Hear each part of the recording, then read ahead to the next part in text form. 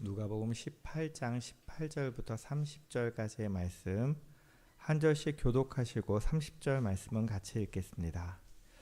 어떤 관리가 물어 이르되 선한 선생님이여 내가 무엇을 하여야 영생을 얻으리이까?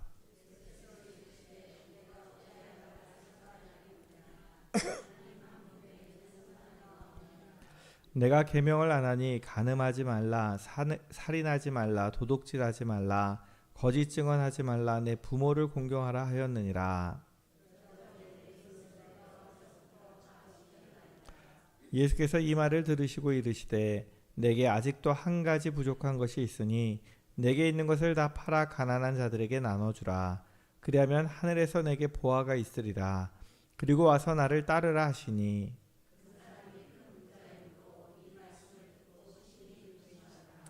예수께서 그를 보시고 이르시되 재물이 있는 자는 하나님의 나라에 들어가기가 얼마나 어려운지.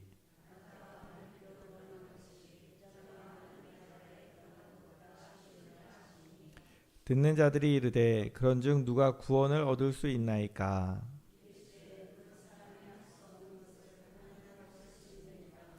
베드로가 여짜오되 보옵소서, 우리가 다 우리의 것을 다 버리고 주를 따랐나이다.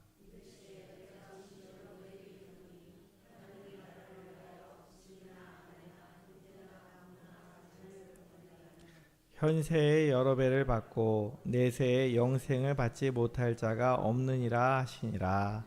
아멘. 오늘 함께 생각해 볼 내용은 선행입니다. 선행은 교회사에서 내내 문제가 되었던 그런 부분인데요.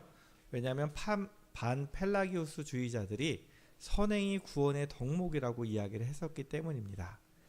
그래서 오늘 1항은 선행을 정리하는 것으로 시작하는데요. 1항을 보시게 되면 선행은 하나님이 그의 거룩한 말씀에서 명령하신 것들 뿐이다. 따라서 성경의 보증 없이 맹목적인 열심이나 또는 선의를 가장하여 사람이 고안해낸 것들은 선행이 아니다. 이렇게 이야기하고 있습니다. 자, 선의 기준은 사람들이 생각하기에 선하다고 생각하는 것이 아니라 하나님이 선하다고 말씀하시는 것이 선한 것입니다. 그럼 반대로 악한 것은 하나님이 악하다고 하시는 것은 악한 것입니다. 믿으십니까? 1항은 선행은 하나님이 그의 거룩한 말씀에서 명령하신 것들 뿐이다 라고 말하고 있습니다. 그러니까 선행이든 악행이든 하나님의 말씀을 기준으로 정해진 것, 다시 말해서 율법으로 정의된 것만이 선행과 악행의 기준이 됩니다. 자, 그러면 율법은 언제 주어졌느냐? 율법이 선행과 악행의 기준이 된다 그러면 율법은 누가 하나님께 받았어요? 자, 그럼 모세 이전에는 선행과 악행이 없었던 것일까요? 아니죠. 그러니까 여기서 말하는 하나님의 말씀이라는 것은 율법 이전에 하나님으로부터 주어졌던 모든 것을 이야기합니다. 하나님은 자기들의 피조물의 마음, 자기가 창조하신 피조물의 마음 속에 그 말씀을 또는 선과 악에 대한 지식을 주셨어요. 이미. 그래서 우리에게는 양심이 있고요. 이게 선한 것이 악한 것인지 우리는 알고 있습니다.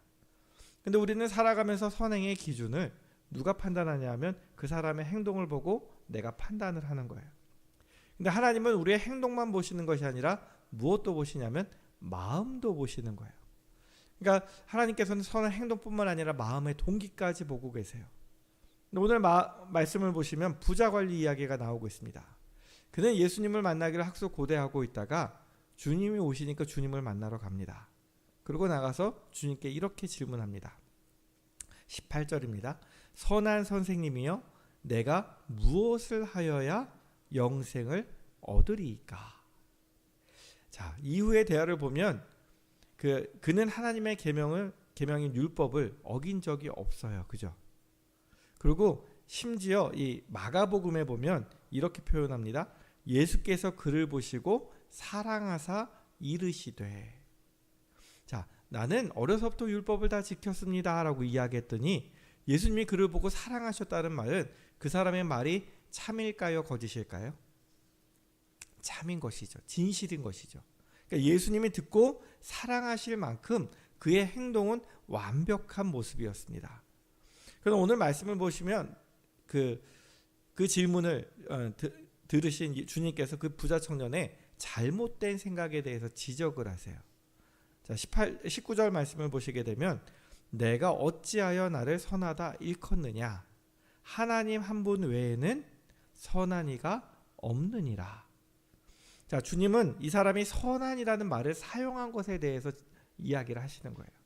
자, 주님은 원래 하나님이세요. 선하세요? 안 선하세요? 선한 분은 맞아요. 근데 주님께서 왜 하나님만 선하다라고 이야기하냐면 이 사람이 지금 선한 선생님이여 라고 이야기할 때 그는 주님께서 이 땅에 오셔서 많은 기적들을 일으키시고 어려운 사람들을 돌봐주시고 그 다음에 환자들을 고치시고 또한 죄인들을 맞아주시고 그런 행동을 보면서 자기의 생각에 주님은 선한 분이야 라고 생각한 거예요. 그러니까 선함의 기준을 누가 정한 거예요? 내가 정한 거예요. 그리고 주님을 선하다고 이야기하니까 주님은 선함의 기준은 너가 정하는 게 아니야. 선하신 분은 누구밖에 없어요? 하나님밖에 없다라고. 네가 판단할 것이 아니라 하나님만이 선하다고 말씀을 하고 계시는 거예요. 우리의 선의 기준이 내가 아니라 하나님의 말씀이 기준이라고 이야기를 하고 계시는 것이죠. 주님의 이 말씀은 오늘 살아가는 우리가 꼭 기억해야 되는 말씀입니다. 좀 이제 거북스러운 이야기를 또 한번 하려고 하는데요. 지금 포괄적 차별금지법을 이야기하는 사람들은 이 기독교인들을, 특히 보수적인 기독교인들을 악하다라고 욕을 합니다. 특히 교회 안에서도 그것에 찬성하는 사람들은 그 보수적으로 반대하는 사람들을 너희들은 왜 차별하냐? 너희들은 왜 사랑하지 않느냐라고 욕을 합니다. 맞아요? 틀려요? 맞아요. 그들이 이야기하는 논리는 세상에서는 하나님이 사랑이시기 때문에 차별이 없어야 된다라고 이야기를 하고 모든 사람을 품어주어야 된다라고 똑같이 대해줘야 된다고 이야기를 하는데 보수적인 사람들은 그 사람들이 죄를 지었다, 나쁘다, 회개해야 된다라고 이야기하니까 나쁘다라고 이야기를 하는 거예요. 근데 여기서 용어의 문제가 있습니다. 성경대로 믿는 사람들은 보수적인 기독교인이 아니라 복음적인 기독교인인 거예요. 교회 안에는 진보와 보수가 아니라 복음적이냐 비복음적이냐만 있는 거예요. 근데 우리는 세상 논리를 갖고 와서 이 안에서 어느 당을 좋아하느냐에 따라서 보수냐 진보냐 이야기를 하지만 그렇지 않아요.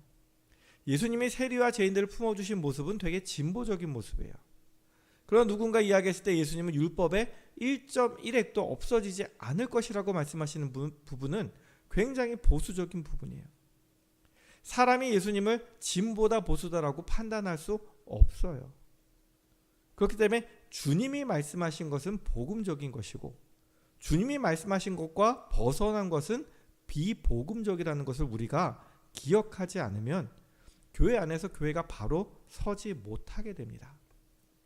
그래서 앞서 말씀드린 포괄적 차별금지법으로 돌아가게 되면 제가 지금 정부를 비판하고자 하는 이야기는 아니지만 포괄적 이 차별금지법을 지금 정부가 통과를 시키려고 합니다. 그래서 이것을 다시 제정하려고 하는 거예요. 그래서 지금 저희 총회가 어제부터 시작되었거든요. 근데 저희 총회에 이제 합동 측 대표로 오정현 목사님 와서 이제 인사 말씀을 하면서 당부의 말을 하고 총회가 결의한 것이 무엇이냐면 이 선의 이제 기준에 따라서 우리가 이 포괄적 차별금지법은 무엇과 맞지 않냐면 성서와 맞지 않기 때문에 지금 우리가 생각하고 있는 큰 교단들이라고 생각하는 모든 교단들이 우리가 앞으로 이 포괄적 차별금지법을 반대하는 집회 200만을 모아서 반대하는 집회를 하겠다. 이미 고신, 합신, 합동 다 백석 다 찬성하고 저희 교단도 어제 적극적으로 참여하기로 찬성을 했습니다. 근데 여기서 이 차별금지법을 이야기할 때 사람들이 착각하는 것이 선의 기준이 무엇이냐. 하나님의 사랑이라고 생각하면 하나님의 공의는 무시되어도 된다라고 착각하고 있는 것이죠. 하나님은 사랑이시기 때문에 이 공의 부분은 빼버리고 모든 사람을 품어주어야 된다라고 이야기를 하는 거예요. 그러니까 내 생각에 하나님은 어떤 분이세요? 사랑이세요. 그러면 하나님의 다른 말씀은 빼버리고 내 기준으로 내가 원하는 것만 취해서 이것이 맞다라고 이야기하는 부분이 잘못된 것이죠. 모든 사람을 품어주어야 되고 그 사람이 회개하고 하나님께로 돌아오기를 바라는 것은 맞지만 하나님은 분명히 공의의 하나님이신 거예요.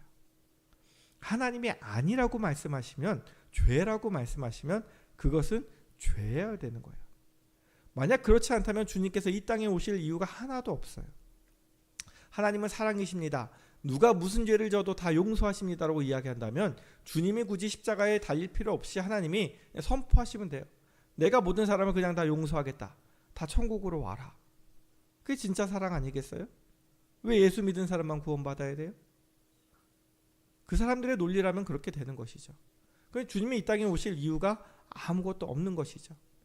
하나님께서는 분명하게 우리에게 의가 무엇인지 제시하셨고 죄가 무엇인지 제시해 주셨어요. 그리고 하나님의 기준을 받아들이는 사람을 주님 안에서 용서하신 거예요. 그렇기 때문에 우리가 주님만이 길이고 진리고 생명이라고 이야기를 하는 거예요. 우리가 여지껏 배웠던 칭의의 문제, 구원의 문제가 바로 이것에 대한 문제인 것이죠. 주님은 이 부자 관리에게 선의 기준을 제시하고 계신 거예요. 네가 생각하고 있는 것이 선이 아니고 하나님만이 선이야. 그러면 하나님의 말씀만이 선의 기준이야 라고 이야기를 하고 계시는 거예요. 주님께서는 이 율법을 지키기에 노력하여만 살았던 이 사람의 삶을 보니 사랑스러우셨어요. 근데 그 안에 내면을 보니까 부족한 부분이 있어요. 그래서 그에게 말씀하시는 거예요. 22절에 내게 아직도 한 가지 부족한 것이 있으니 내게 있는 것을 다 팔아 가난한 자들에게 나눠주라. 그리하면 어디에서요? 하늘에서 내게 보화가 있으리라. 그리고 와서 누구를 따라요? 나를 따르라. 만약 따랐으면 제자 중에 한 사람이 되었을 수도 있어요. 그렇죠? 근데 이 부자 관리는 23절에 보면 큰 부자이므로 이 말씀을 듣고 심히 무엇해요? 근심해요. 지금 이 청년이 찾아온 것은, 이 부자 관리가 찾아온 것은 영생을 얻고 싶어서 찾아왔는데 그가 재산이 많기 때문에 영생을 얻는 문제에 있어서 영생을 포기하더라도 내 재산을 내어줄 수가 없는 것이죠. 이 관리는 부자였습니다. 안정적인 직업을 갖고 있는 이제 관리였어요. 그리고 어려서부터 율법을 지켰어요. 영생에 대해서 관심 있는 영적인 사람이었어요. 우리가 보기에는 완벽한 사람이에요. 교회 안에 이런 사람만 있으면 얼마나 좋겠어요. 부자예요. 안정적인 직장을 갖고 있어요. 영적인 곳에도 관심을 갖고 있어요. 하는 일마다 선해요. 얼마나 좋겠어요. 근데 주님이 그 마음 중심을 보시니까 산상수훈에서 주님이 이렇게 말씀하셨어요. 내 보물이 있는 곳에 내 마음도 있느니라. 이 청년은 주님을 찾아와서 영생을 찾는 모습을 보여주었지만 이 청년은 영생에도 관심은 있었지만 영생에 관심이 있는 것은 나의 삶이 다 갖춰졌기 때문에 영생에도 관심이 있는 거예요. 그러니까 네가 갖고 있는 거 다 팔아서 나를 따르라고 얘기하니까 근심하는 거예요. 왜요? 내 거를 팔 수가 있어요, 없어요? 이 청년의 행위는 흠잡을 데가 없었지만 그의 마음은 하나님의 뜻과 다르게 세상 것과 하나님을 동시에 섬기고 있었던 거예요. 내가 세상 것이 충족되니까 하나님도 섬길 마음이 있었던 거예요. 하나님을 섬기고 싶어서 세상 것을 포기할 수 없는 상황에 있었던 것이죠. 그러니까 하나님이 먼저가 아니었던 것이죠. 우리의 모습도 하나님을 섬기는 우리의 모습을 잘 살펴봐야 됩니다. 우리는 하나님이 선하시다고 고백합니다. 그러시죠? 하나님이 선하세요? 그럼 하나님이 하시는 일은 다 선이에요? 점점 마음이 줄어들어요. 그죠? 하나님이 하시는 일 다 선함이라고 고백해요. 근데 막상 나에게 욥처럼 억울한 고난이 찾아오거나 내가 의지하고 있던 건강이나 물질이 없어져야 된다면, 포기해야 된다면 그래도 여러분들은 하나님을 선하다고 믿으시겠어요? 우리는 이 부자 관리와 다르지 않다는 것을 깨달아야 됩니다. 나는 마치 하나님 잘 섬기고 있는 것, 내가 재산이 없을 때는 잘 섬길 수 있어요. 난 나에게 있는 가장 소중하다고 생각하는 것까지 포기하고 하나님을 섬길 수 있느냐라고 질문을 했을 때 우리가 대답하지 못한다면 우리는 이 부자 관리와 다를 것이 아무것도 없습니다. 우리는 하나님을 최우선 가치로 놓지 못하고 있으면서도 내가 예배에 열심을 내었기 때문에, 열심히 봉사했기 때문에, 많이 헌금했기 때문에 이런 나의 모습이 선이라고 착각을 합니다. 물론 교회 입장에서는, 교회를 이끌어가는 당회나 저의 입장에서는 이런 분들이 정말 귀하죠. 이런 분들이 정말 좋죠. 이런 분들이 많았으면 좋겠죠. 근데 만약 이 모든 행위들이, 예배를 열심히 드리고 열심히 봉사하고 헌금을 많이 했던 행위들이 정말 하나님을 위한 것이 아니라 내가 사람들 앞에서 드러나고 싶었던 것이라면, 만약 하나님을 섬기는 모습으로 나의 섬김을 자랑하고 싶은 것이었다면, 아니면 이런 모습을 나 자신을 섬기는 모습이었다면, 이것은 하나님 앞에 우리가 의로운 것이 아무것도 없다는 것이죠. 하나님을 섬긴다라고 포장은 하고 있지만 정작은 누구를 섬기냐면 나를 섬기는 거예요. 그러니까 내가 주인이 되어야 되고, 내가 교회의 주인이 되어야 되고, 내 마음대로 해야 되는 거예요. 앞서 말씀드린 것처럼 지금 정부에서 포괄적 차별금지법을 통과시키려고 합니다. 기독교는 정말 이게 중요한 문제예요. 이것이 통과되고 나면 여러분들은 이후로는 복음이라는 걸 들을 수가 없어요. 예수님만이 길입니다, 예수님만이 진리입니다, 예수님만이 생명입니다라고 이야기하면 다른 종교 사람들이 보다가 기분 나빠요, 차별했어요 라고 신고하면 목사와 교회는 매번 3천만 원씩 내야 돼요. 어떻게 할 수 있겠어요? 교회가 돈이 그렇게 많아요? 다른 종교에는 구원이 없고 예수님을 통해서만이 구원을 받을 수 있다고 이야기할 수가 없게 되는 것이죠. 총회에서는 포괄적 차별금지법 동성애 대책위원회 조직을 다시 연장해서 10월 27일에 종교개혁주일에 모든 교단들이 합심해서 모여서 우리가 이것에 반대하자라고 결정을 다 했습니다. 사람들은 자기의 선함을 기준으로 차별이 문제라고 이야기합니다. 근데 이렇게 시작된 차별금지법이 유럽에서, 미국에서 통과된 이후로 얼마나 많은 역차별들이 일어나고 있는지 모릅니다. 하나님의 창조 질서를 다 무너뜨리고 있는지 모릅니다. 하나님께서 악이라고 말씀하신 것을 악이 아니라 선이라고 주장합니다. 2024년 5월에 우리나라 청주지방법원에서 이제 사람들이 트랜스젠더, 성전환 수술을 받기도 하거든요. 근데 그런 사람들을 여성이다, 몸까지 다 바꿨으니까 판결해 줄 수 있겠죠. 근데 무슨 판결을 냈냐면, 성전환 수술을 받지 않아도 자기가 여성이라고 이야기한다면, 수술을 받을 수 없는 상황이라고 한다면 여자로 인정해 주라는 판결을 내린 거예요. 이미 시작된 거예요, 우리 안에. 굉장히 중요한 것이죠. 근데 이런 것들이 인정되기 시작하면 가장 피해를 입는 사람들은 누굴까요? 교회가 아니라 여성들이에요. 실제로 미국이나 유럽이나 이런 사례들을 보게 되면 스포츠 선수들이, 남자들이 나 여자예요 라고 가서 여성 스포츠를 하는 거예요. 여자가 남자를 이길 수가 없는 상황인 거예요. 자, 남자들이 몸을 바꾸지도 않은 상태에서 나 여자예요 그러면 여자 화장실도 들어가야 되고, 탈의실도 들어가야 되고, 샤워실도 들어가야 되고, 그래서 저 사람 남자인데 들어왔어요 라고 신고하면 신고한 사람이 차별했다라고 벌금을 무는 세상이 되어버린 거예요. 여러분들 그런 세상에서 사실 수 있겠어요? 오히려 그동안 우리가 양성평등, 그래서 여성들의 인권을 존중했어요. 많이 성장했어요. 근데 다시 이걸 통해서 여성들의 인권은 더 아래로 내려가게 되는 것이죠. 근데 굉장히 심각한 문제 앞에서 우리는, 교회는 보수와 진보가 아니에요. 하나님의 말씀을 기준으로 이게 말씀대로냐 아니냐를 우리가 바라봐야 되는 거예요. 그리고 하나님의 말씀대로 우리가 행해야 되는 것이죠.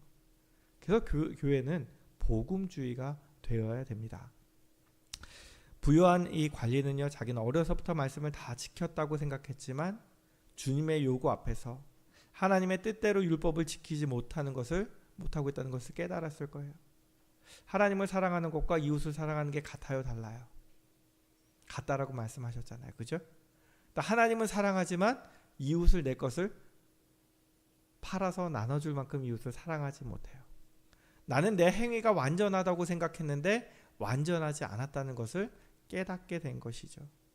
부유한 관련 하나님을 잘 믿었고 열심히 율법을 지켰고 나름 주님을 찾아올 만큼 마음도 열려 있었고 영원을 사모하는 마음도 있었지만 인간의 기준으로는 선한 사람이었지만 하나님 보시기에는 부족한 사람, 하나님 보시기에는 착한 사람 중에 한 명이었을 뿐입니다. 그래서 주님은 이 세상에 선한 분은 누구밖에 없어요? 오직 하나님밖에 없다고 말씀하는 거예요. 그래서 오늘 1항이 이렇게 선포하는 거예요. 선행은 하나님이 그의 거룩한 말씀에서 명령하신 것들 뿐이다. 말씀을 벗어난 것은 인간이 아무리 만들어내고 이것이 착한 것입니다라고 고안해도 그것은 하나님 앞에서는 아무 소용이 없다는 거예요.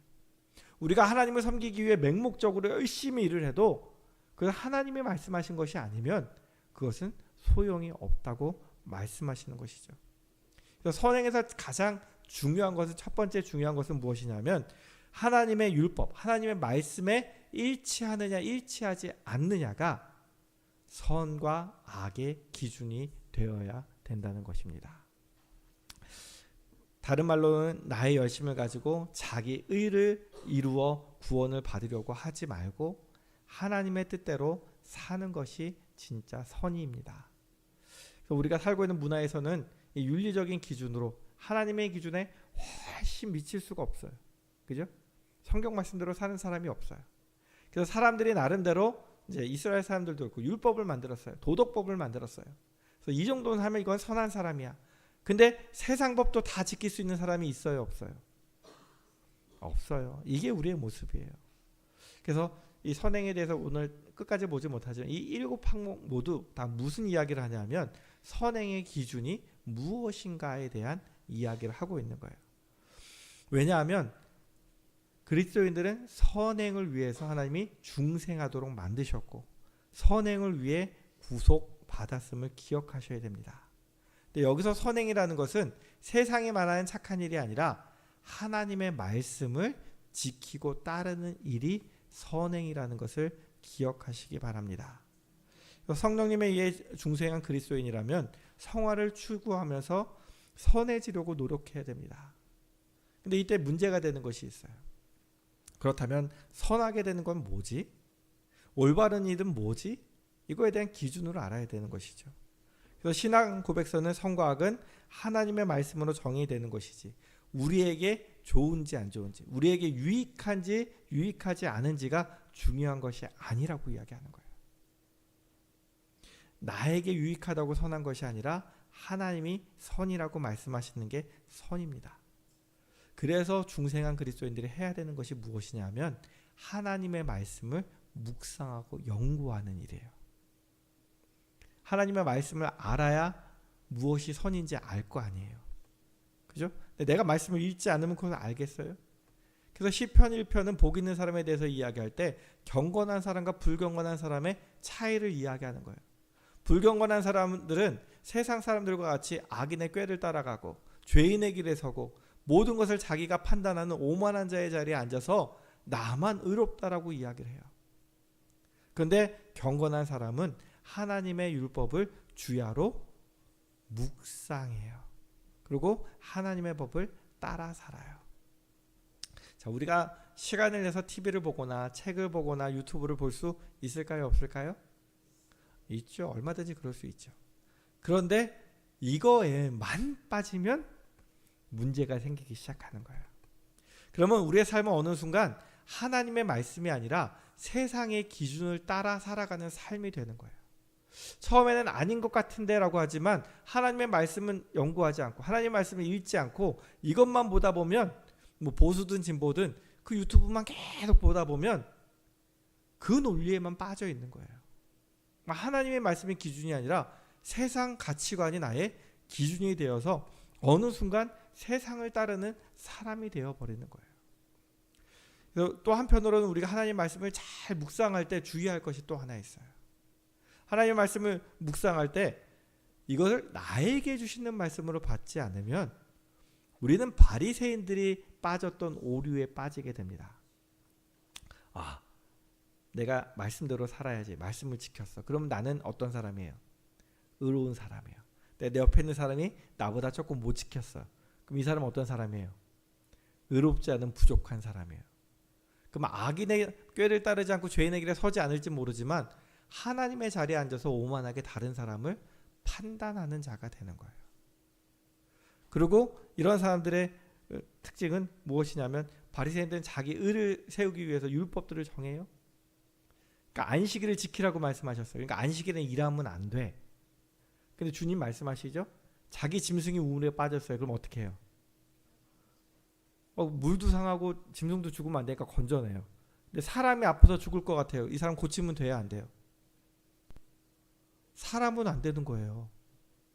이게 말이 되는 거예요? 사람을 고치는 건 일이고 자기 짐승을 살리는 건 일이 아니라고 생각하는 거예요. 그래서 심각한 오류에 빠지는 것이죠.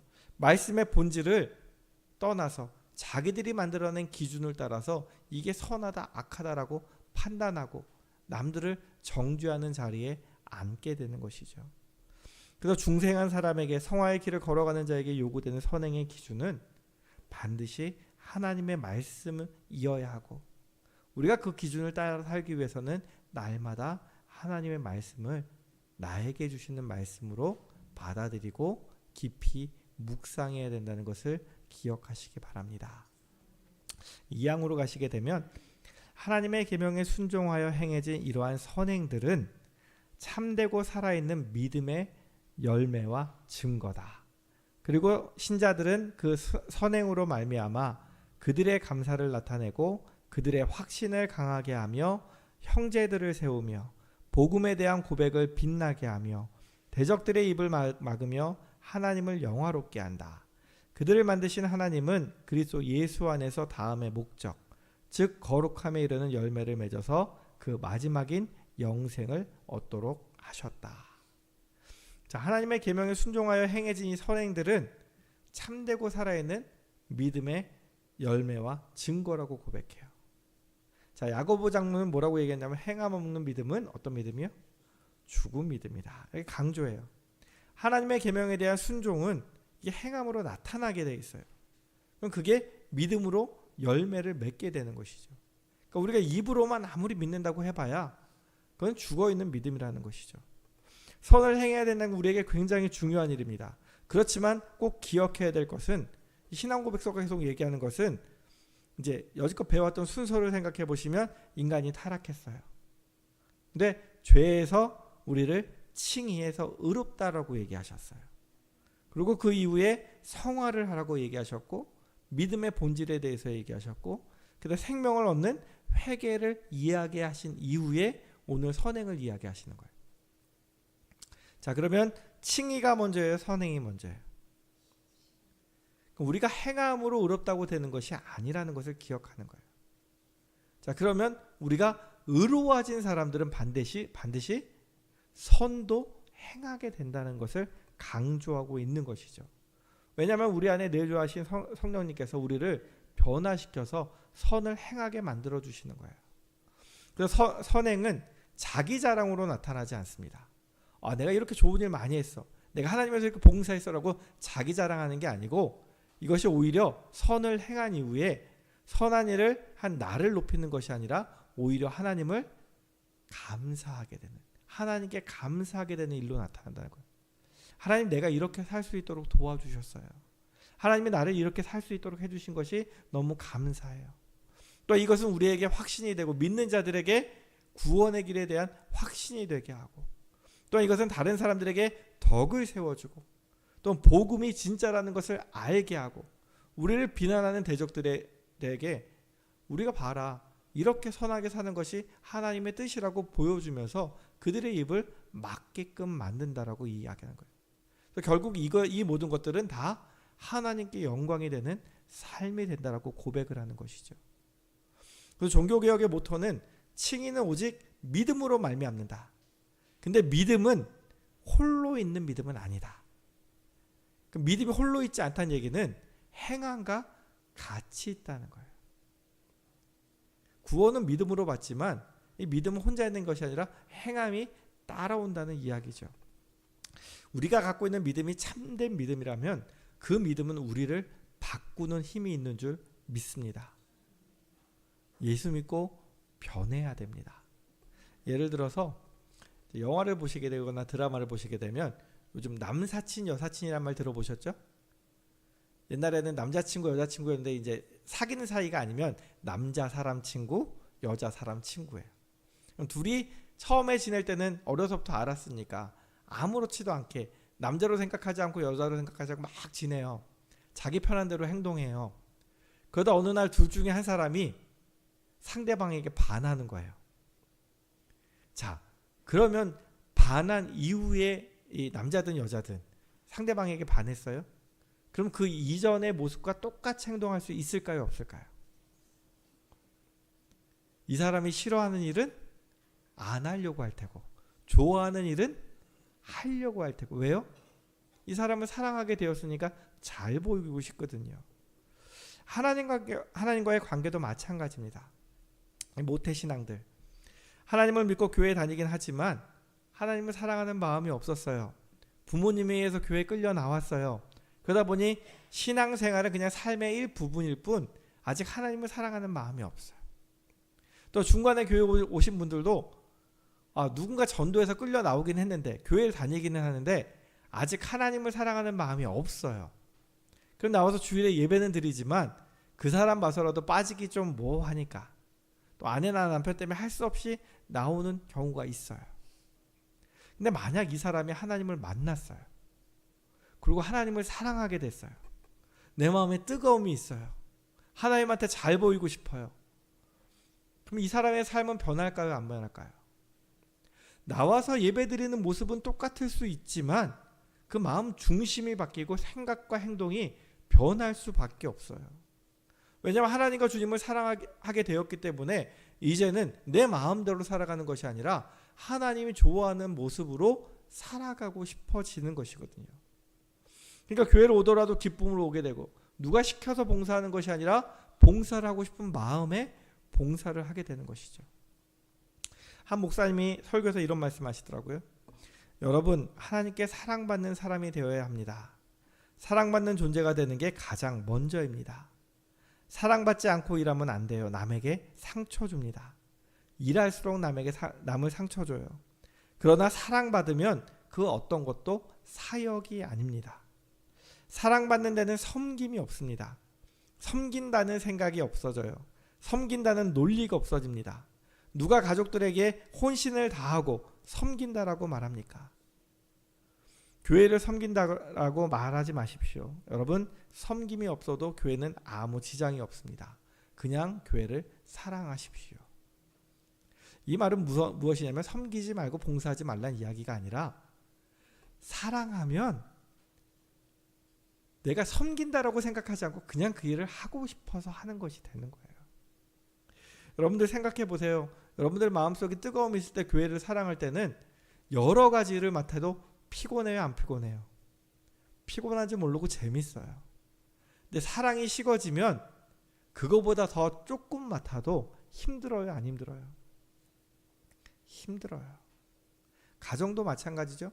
내가 사랑할 때는 남편 밥 차려주고 아내에게 잘해주고 힘들어요, 안 힘들어요? 안 힘들어요. 근데 사랑이 식었어요. 그럼 남편이 뭐가 돼요? 삼식이가 되는 거예요. 남편을 삼식이라고 표현하는 순간부터 내 마음에 뭐가 식은 거예요? 사랑이 식은 거예요. 그래서 먼저 무엇을 해야 되냐면 우리가 사랑을 받아야 돼요. 하나님의 사랑을 내 안에 듬뿍 받아야 하나님을 위해서 일하는 것이 힘들지 않고 즐겁고 행복한 일이 되는 거예요. 하나님을 사랑하는 자는 억지로 율법을 지키지 않으면 혼나기 때문에 하는 것이 아니라 하나님을 사랑하기 때문에 하나님 원하시는 일을 하게 되고 이것이 하나님 보시기에 선이 된다는 것이죠. 내가 하나님을 좋아해서 했는데 이것을 자랑하겠어요? 이것을 자랑하지 않죠. 오히려 감사하게 되죠. 그럼 우리가 하나님을 사랑하는 것이 이렇게 좋은 일로 나타나는 것은 더욱더 믿음의 확신도 생기고 다른 사람들을 세워주는 일이 되고 하나님께 영광 돌리는 일이 되는 것이죠.